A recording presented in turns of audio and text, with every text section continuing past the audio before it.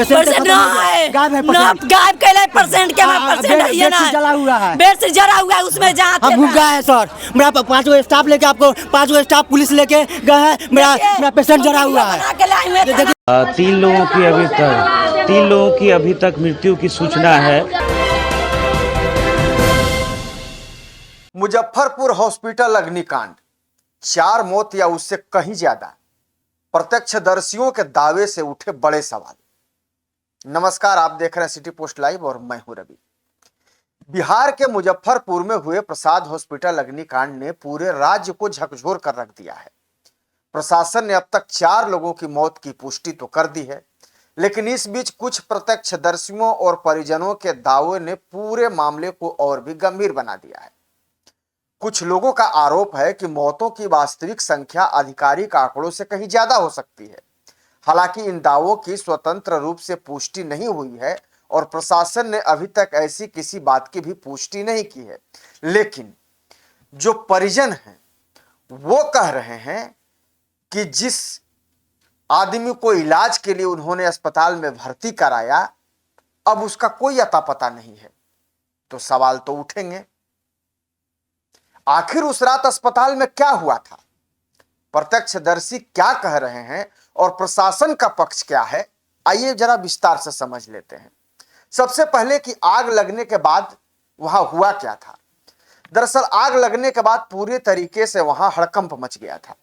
जानकारी के मुताबिक मुजफ्फरपुर के प्रसाद हॉस्पिटल में देर रात अचानक भीषण आग लग गई और देखते ही देखते धुआं और आग अस्पताल के कई हिस्सों में इस कदर फैल गया कि वहां अफरा तफरी का माहौल हो गया। उस समय अस्पताल में मरीज, उनके परिजन और स्वास्थ्यकर्मी मौजूद थे। आग लगते ही पूरे अस्पताल में अफरा तफरी मच गई। लोग अपनी अपनी जान बचाकर बाहर की तरफ भागने लगे, जबकि कई मरीज अस्पताल के कमरों और वार्डों में फंसे हुए थे। दमकल विभाग की टीम भी मौके पर पहुंची और घंटों मशक्कत के बाद आग पर काबू पाया गया। प्रशासन ने इस पूरे मामले पर क्या कहा। जब घटना की जानकारी मिली तो आनन फानन में वहां प्रशासन की टीम भी पहुंची। पुलिस और प्रशासन की ओर से अब तक 4 लोगों की मौत की पुष्टि तो की गई है। कई अन्य लोगों के घायल होने की बात भी कही जा रही है, जिनका इलाज अलग अलग अस्पतालों में चल रहा है। प्रशासन ने मामले की जांच भी शुरू कर दी है और आग लगने के कारणों का पता भी लगाया जा रहा है। शुरुआती स्तर पर शॉर्ट सर्किट की आशंका जताई जा रही है, लेकिन अभी तक कोई अंतिम निष्कर्ष सामने नहीं आया है। अभी तक जो हम आपको बातें बता रहे थे, ये बातें सुबह से चल रही हैं। अस्पताल में जब से ये अग्निकांड की घटना हुई है, उसके बाद से ये तमाम बातें जो हैं वो चल रही हैं। हादसे के समय अस्पताल में मौजूद एक युवक ने मीडिया से बातचीत में दावा किया है कि उस समय स्थिति बेहद ही भयावह थी। उसके अनुसार आग लगने के बाद अस्पताल की लिफ्ट काम नहीं कर रहा था। उसने यह भी बताया कि कई लोग अंदर फंसे हुए थे और धुएं के कारण सांस लेने में उन्हें काफी परेशानियों का सामना करना पड़ रहा था। युवक का कहना है कि उसने कुछ लोगों की मदद से दरवाजे तोड़कर अंदर से फंसे मरीजों को बाहर निकालने की कोशिश भी की।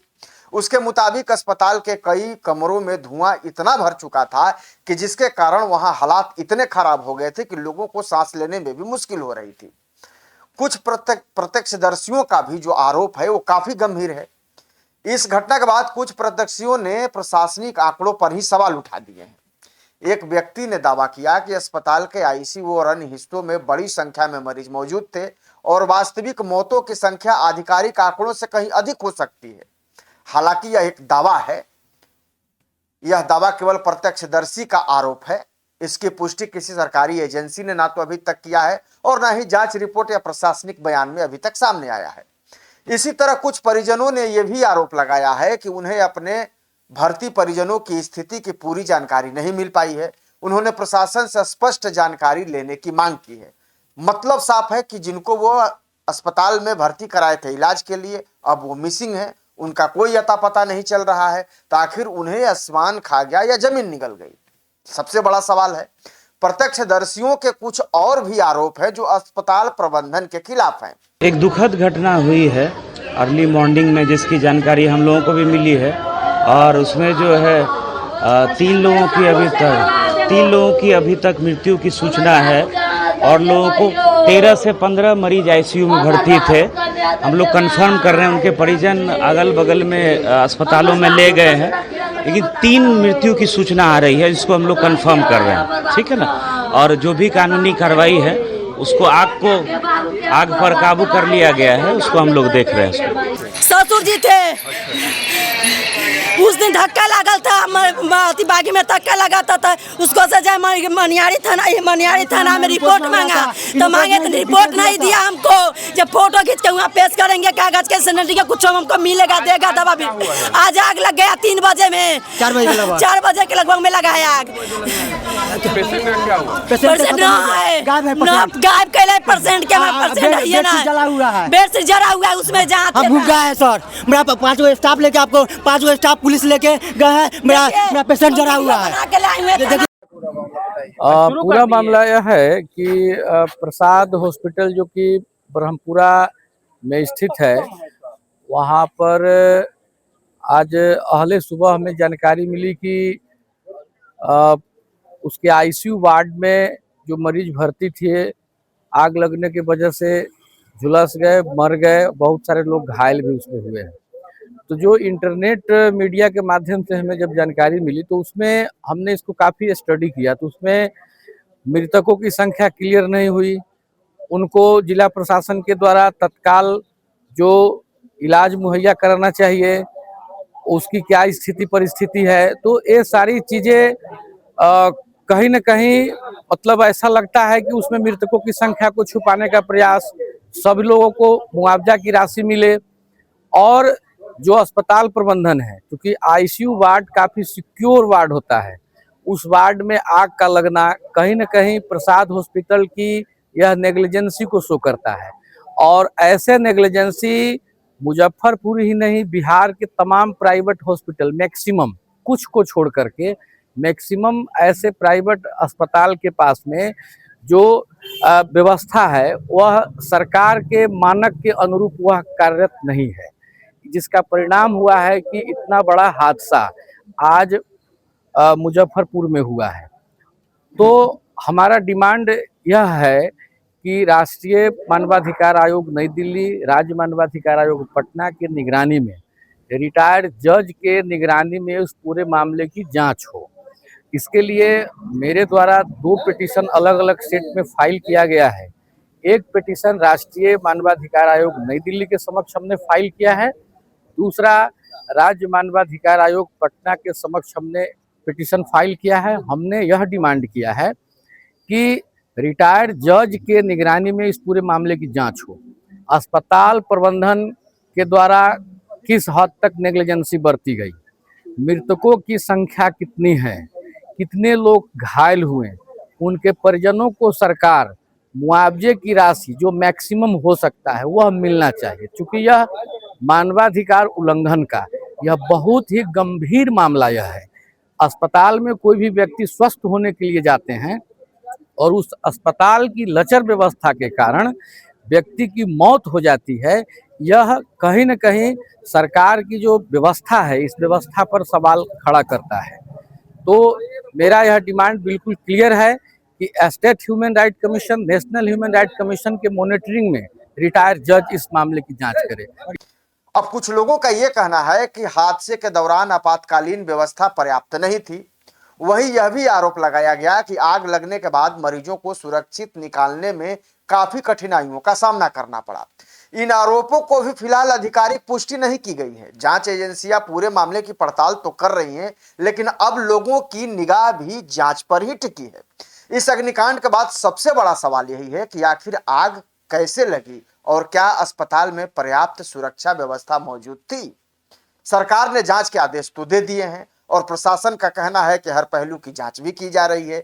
यदि किसी प्रकार की लापरवाही सामने आती है तो जिम्मेदार लोगों के खिलाफ कार्रवाई होगी। दरअसल ये जो कहा जा रहा है ये हर घटना के बाद कहा जाता है। ये वही रटा रटाया बयान है कि जब कोई घटना घट जाती है तो उसके बाद प्रशासन के तरफ से या सरकार के तरफ से बयान दिए जाते हैं। मुजफ्फरपुर का यह अग्निकांड केवल एक हादसा नहीं है, बल्कि अस्पतालों की सुरक्षा व्यवस्था पर एक बड़ा सवाल भी है। फिलहाल आधिकारिक तौर पर 4 मौतों की तो पुष्टि की गई है, जबकि कुछ प्रत्यक्षदर्शियों के दावे इससे अलग तस्वीर पेश कर रहे हैं। सच क्या है इसका जवाब जांच पूरी होने के बाद ही सामने आएगा। लेकिन आपको बता दें कि अब यह मामला मानवाधिकार आयोग भी पहुंच चुका है, जहां इस पूरे मामले की जांच की जा रही है और मानवाधिकार अब अपने तरीके से इसको जांच करेगा। इस मामले से जुड़ी हर बड़ी अपडेट के लिए आप हमारे साथ जुड़े रहिएगा, ताकि तमाम जो इस खबर से जुड़ी हुई जो चीजें हैं वो आपको मिलती रहें। आप हमारे साथ बने रहिएगा और देखते रहिएगा, क्योंकि तमाम अपडेट्स आपको हम इस खबर से जुड़ी हुई बताते रहेंगे। लेकिन इतना जरूर याद रखिएगा कि जिस अस्पताल में आप इलाज के लिए जाते हैं, वहां इलाज के बदले आपका पूरा विनाश हो जाए तो आप क्या कहेंगे? क्योंकि यहां तो कुछ ऐसा ही हुआ है।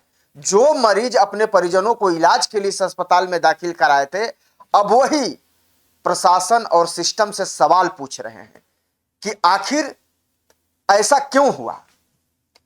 जो परिजनों का पता नहीं चल पा रहा है, या जिनको अस्पताल में भर्ती कराया गया था इलाज के लिए उनका पता नहीं चल रहा है, उसको लेकर के परिजनों की अब हालत खराब है।